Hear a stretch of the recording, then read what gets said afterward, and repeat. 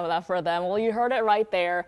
The men's team went home with a bronze medal, their first Olympic team medal since 2008. So happy for them. Well, let's take a look at what else is ahead besides the women's gymnastics team final. Today is the women's 100-meter backstroke final. This is going to be super heated between Team USA and Team Australia. Why? Look at this battle between the world record holder and the Olympic record holder. We have Team USA, Team Australia right here. Team USA represented by Lakeville, or Minnesota's very own Regan Smith. We all saw the community of Lakeville show up for her yesterday at the pep rally, so everybody here at home is rooting for Regan. Guys. Australia is our rival. It's our, yeah. They're fierce. Got to beat those Aussies. They are. Got to beat them. All right, Michelle, thank you.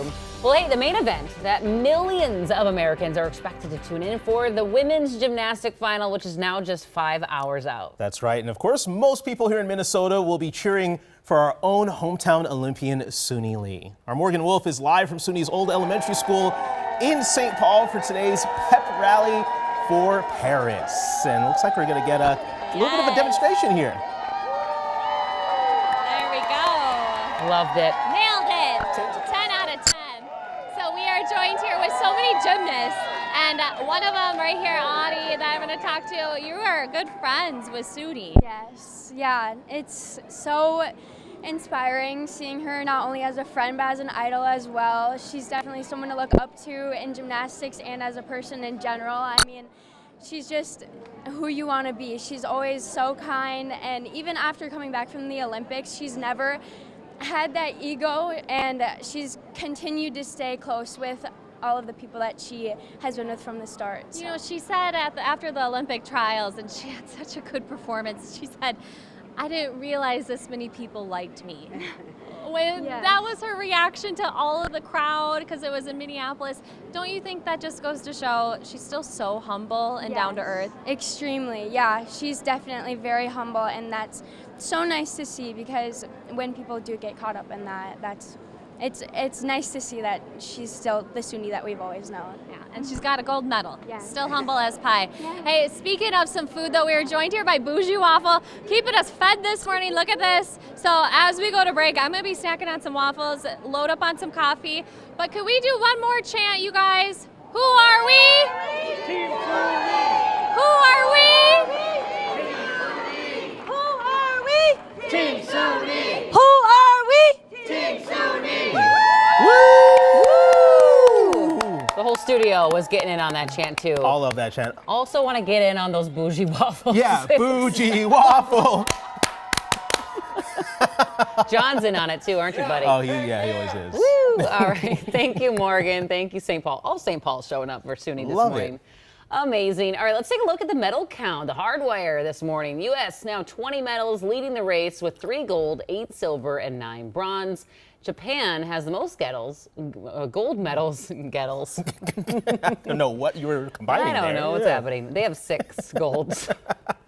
All right, everyone. Time now 6:07. Let's turn to a big story developing here over the last 15 hours. In 2 days, the Twins are finally returning to the TV screens of some Comcast Xfinity customers. I say some for a reason. Audrey Russo is live at Target Field with the details on the new deal between Comcast and Diamond Sports. Hey, Audrey.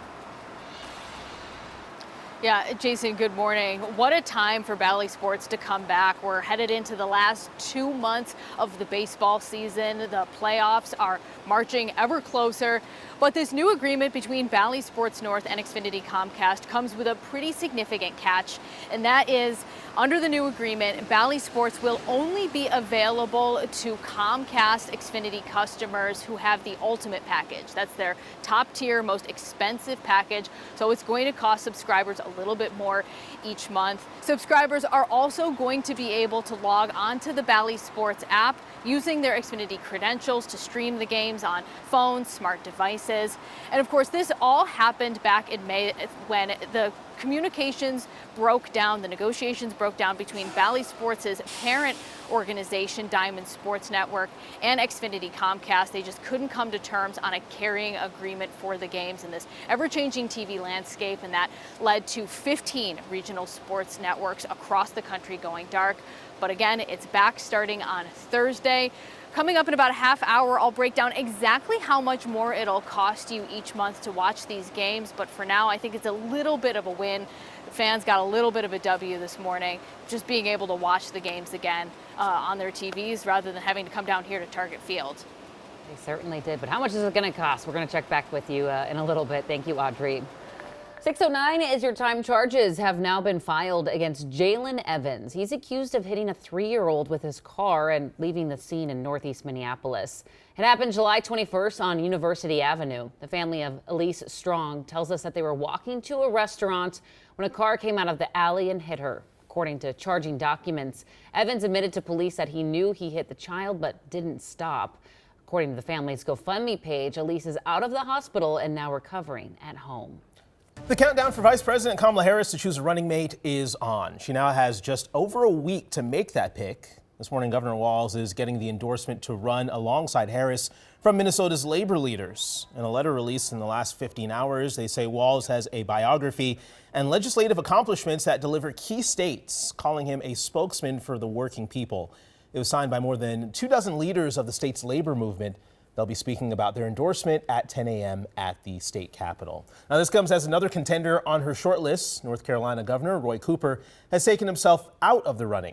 Sources tell NBC News Cooper took himself out of the mix because he plans to run for Senate in 2026.